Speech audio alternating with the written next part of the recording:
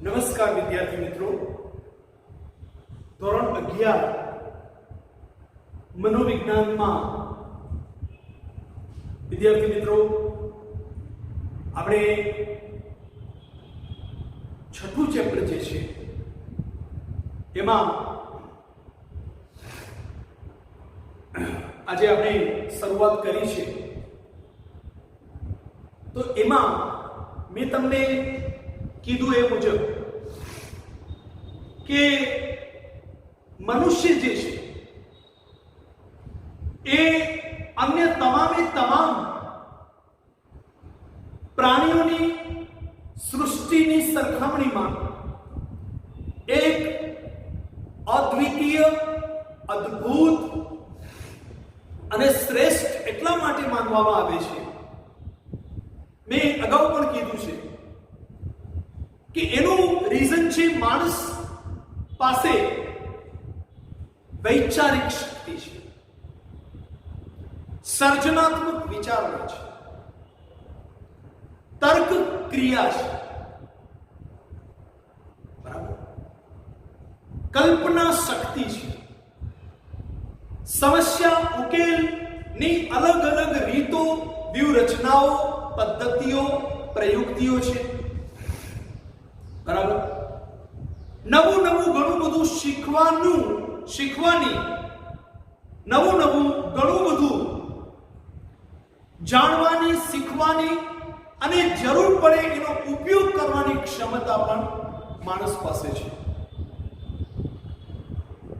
બરાબર. અને એ મગજ જે છે એ આપણું એક મોટામાં મોટો વિદ્યાર્થી મિત્રો સ્ટોર હાઉસ છે, બરાબર. જે કામ હાર્ડ ડિસ્ક નું હોય છે કમ્પ્યુટર,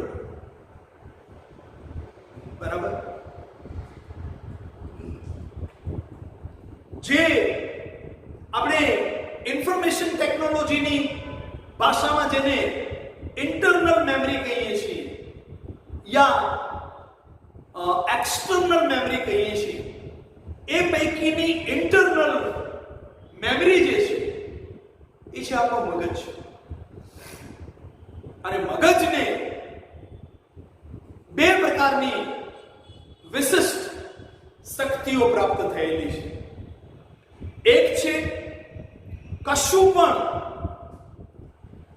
જે કંઈ પણ અર્થપૂર્ણ અનુભવો છે, માહિતી છે, શિક્ષણ જે છે એને જરૂર પડે યાદ કરી અને એનો ઉપયોગ કરવો, એની ક્ષમતા, જેને આપણે મનોવિજ્ઞાનની ભાષામાં સ્મરણ કહીએ છીએ, બરાબર. એ પણ મગજનું એક વિધાયક પાસું છે. તો જરૂર પડે આપણે કોઈ અર્થપૂર્ણ અનુભવ યા કહો કે માહિતી યા શિક્ષણ, બરાબર, એને જ્યારે આપણે જરૂર પડે એને યાદ કરવા આપણે અસમર્થ છીએ, એને યાદ કરવામાં એને પુનઃ પ્રાપ્તિ જે છે એની, બરાબર, એ પુનઃ યાદ કરવામાં યા પુનઃ પ્રાપ્તિમાં, બરાબર, સ્પષ્ટ સાંભળો, એને પુનઃ યાદ કરવામાં કે એની પુનઃ પ્રાપ્તિ માટે આપણે અસમર્થ હોઈએ અને આપણે એને યાદ ન કરી શકીએ, ખરા સમયે એને આપણે યાદ ન કરી શકીએ યા એનો ઉપયોગ કે વિનિયોગ ન કરી શકીએ, એ મગજનું એક નિષેધક પાસું છે, જેને આપણે વિસ્મૃતિ યા વિસ્મરણ કહીએ છીએ, બરાબર. તો વિદ્યાર્થી મિત્રો, જે પણ આપણે અત્યાર સુધી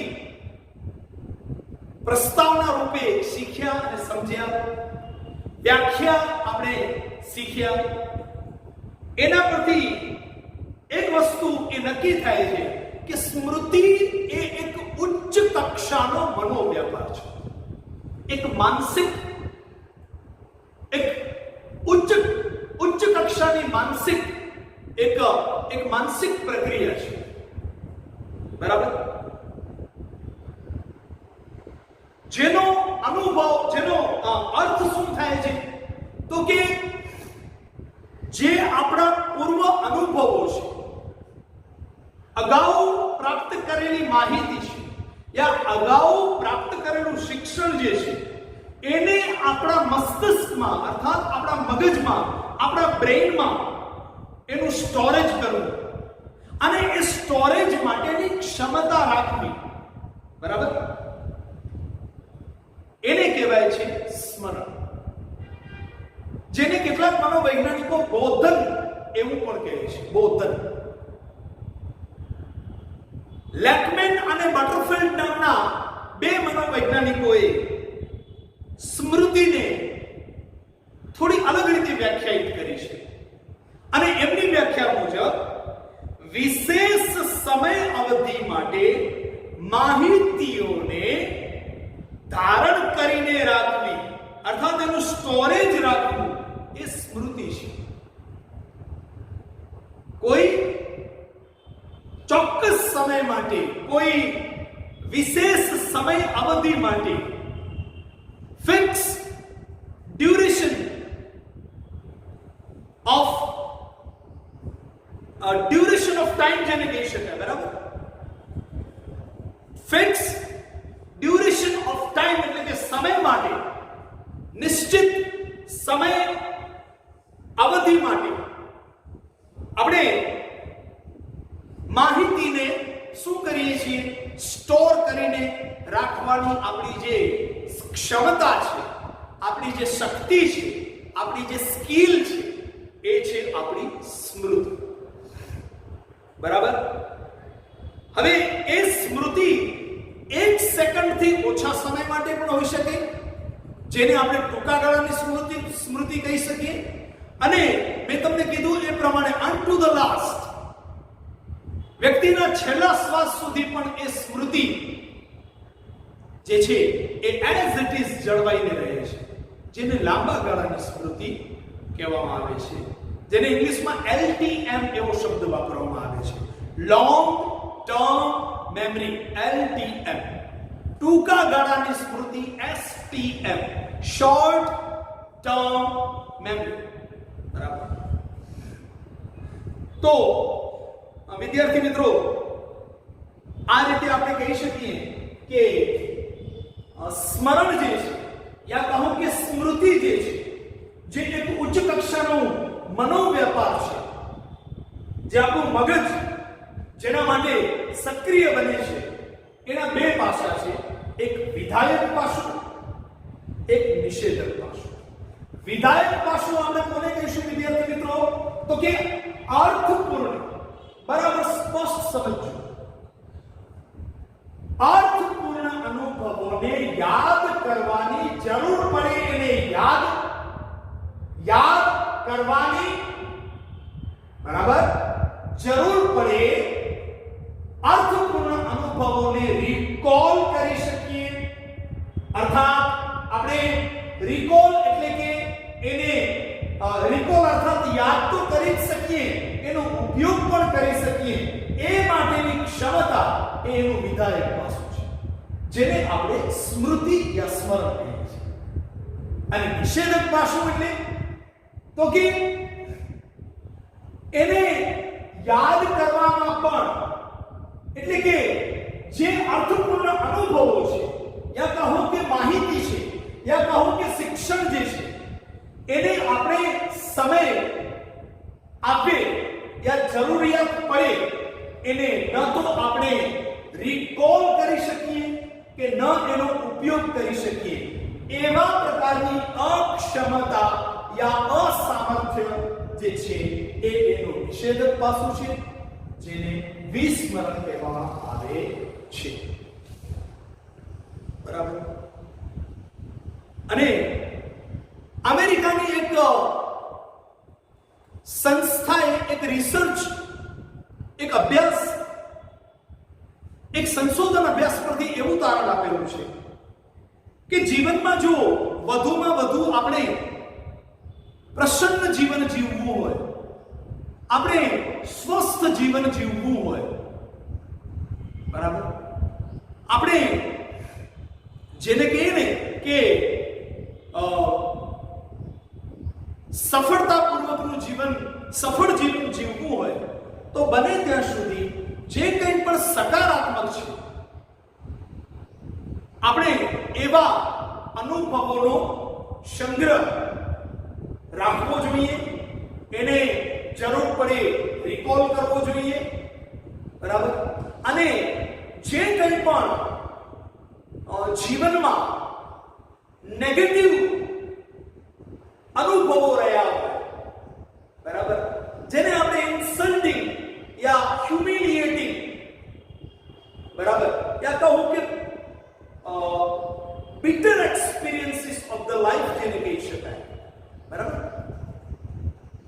એવા જે કોઈ પણ હાર્મફુલ, જેને રિકોલ કરવાથી આપણા મગજનું યા આપણું માનસિક સ્વાસ્થ્ય જે છે એ જોખમાતું હોય યા ડિસ્ટર્બ થતું હોય યા એને જેને કહીએ ને કે હાનિ પહોંચતી હોય અને આપણા સ્વાસ્થ્ય પર એની માઠી અસર થતી હોય, એવા તમામ પ્રકારના જે bitter experiences of life જેને કહેવાય, બરાબર, ઝેરના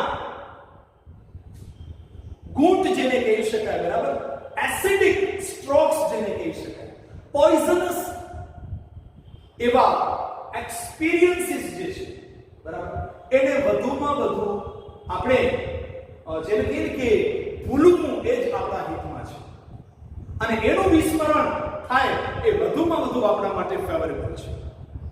પરંતુ જે કોઈ પણ અર્થપૂર્ણ અનુભવ, કોઈ માહિતી યા કહો કે કોઈ શિક્ષણ સમય આવે યાદ કરવું અર્થાત એને રિકોલ કરવું અને એને એપ્લાય કરવું એ અત્યંત જરૂરી હોય, સમયની માંગ હોય અને પ્રસ્તુત હોય. તેવા સમયે જો આપણે એના માટે અસમર્થ બનીએ અને એ વિસ્મરણ થાય તો એ આપણા માટે ક્યારેય પણ ફેવરેબલ ન કહેવાય. આનાથી જેને કહીએ ને કે આપણી પ્રોગ્રેસ અને ડેવલપમેન્ટમાં હર્ડલ્સ આવે છે, ઓબ્સ્ટેકલ્સ આવે છે અને આપણી પ્રોગ્રેસ અને ડેવલપમેન્ટ જે છે એ રૂંધાય છે, બરાબર. તો વિદ્યાર્થી મિત્રો, આજના આપણા ટીચિંગ સેશનમાં આપણે સ્મરણના સંદર્ભમાં એની પ્રસ્તાવના, એનો અર્થ, વ્યાખ્યા અને વ્યાખ્યાનું સ્પષ્ટીકરણ અર્થાત સંકલ્પના શીખ્યા. ત્યાર પછીના નેક્સ્ટ ટીચિંગ સેશનમાં આપણે સ્મૃતિના તબક્કા વિશે વિગતવાર શીખીશું. Till then you all are requested to prepare your fair notes very sincerely and it must be complete so far as what you have been taught in psychology, 11th psychology, 6th chapter. Second thing, do like, share and subscribe our channel. Not only in psychology, you can also go for 11th English General 013 for more and more information, more and more learning in different prose, poetry and grammatical points, and subscribe it without fail if you like it. Till then, have a nice day. Take care of yourself. Prepare yourself very, very sincerely for the upcoming exams. Until then, dear students, thank you so much.